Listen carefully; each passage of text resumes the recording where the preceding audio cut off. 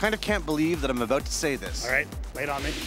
Microsoft is getting kind of cool. Oh, really? Come on, look, they just approved the middle finger emoji, you know? All right. Satya Nadella's, you know, doing a lot of cool stuff there. Windows 10 is coming. Okay. It looks pretty good. Yeah. And, you know, today we're going to take a look at the Microsoft Surface 3, which is a pretty good computer. You know, I gotta agree with you there. The Surface 3, after several iterations, Microsoft seems to be finally getting their tablet computer hybrid thingy right. We've been following this thing all the way through since day one, and they say it takes like Microsoft 3 tries to get something right. This is a device that has actually grown on me over time. Like a fungus. Like a fungus.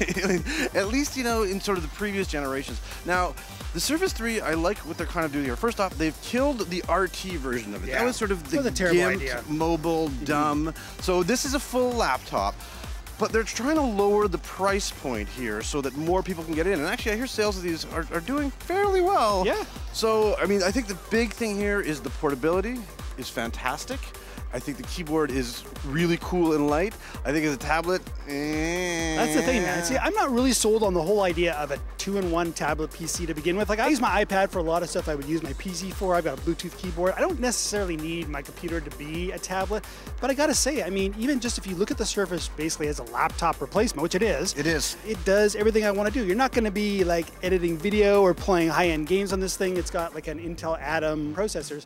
It's a decent little device, and it is so light and so svelte that you can just like toss in your bag and you don't even know it's there. And it does have these hybrid tablet capabilities. Now, I think the thing that we have to get to right away is the one huge and giant knock on this entire product line.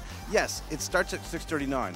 All you actually get is the tablet for that. You need to then pay $149 for the keyboard. You need to have a child and give your firstborn to Microsoft. Yeah, the accessories are ridiculously priced. They always have been for the Surface products, right? You need them, and you absolutely, if you don't need want to use this without the keyboard. Without the keyboard, I mean, I even think the trackpad isn't all that great, so you do want a mouse to go along with it as well. They also have the pen, which is getting better, and I think is pretty cool, but it's also like another 50, 60 bucks. I would say the pen's not a necessity. I've been using the Surface Pro 3 for quite a while now, and now this is like their last year's product, which is a really full-fledged laptop replacement. The Surface 3 is actually a step down from the Pro. It's a cheaper, less powerful alternative, a little bit smaller, slightly smaller screen, a little lighter.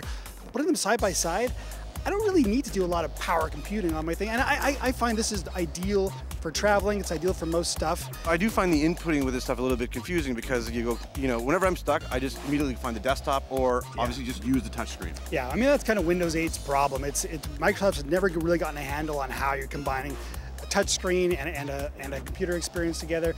I think they're going to sort through a lot of that stuff on Windows 10, which we'll upgrade to later this year. But I mean, if you're looking for hardware now that's going to, you know, fit the bill, it's going to be a good blend of the touch experience and a laptop. I don't know. I almost don't like, it goes back to what you said. Microsoft's never been cool, and I feel kind of bad in a way about liking That's your prejudice, Surface. buddy. I know, all right, but I freely admit it. I freely admit it. Look, I think that they're doing some really interesting things. I do think the time has helped them here, and I think that this is a really, really interesting computing, and honestly, a fairly good hybrid because while it's not the best tablet in the world, in a pinch it works. If you just want to use it as a screen to watch stuff, it's not bad. Yeah, and this, at least the Surface 3 is lighter than the Pro 3. You can actually, the Pro 3 you can't really hold in one hand. It's a big fat slab. This feels more like a tablet. It actually feels more like you're using, like, I don't want to say an iPad, but something like an iPad because it's light and fairly Still small. not as good as an iPad though. It's hard to compare the Surface 3 to something like an iPad. That's like an apples and oranges comparison, if you will. But I gotta say, despite myself, I actually like this a lot. I'm gonna give the Surface 3 an 8 out of 10. I really liked it. 8 out of 10 for me as well.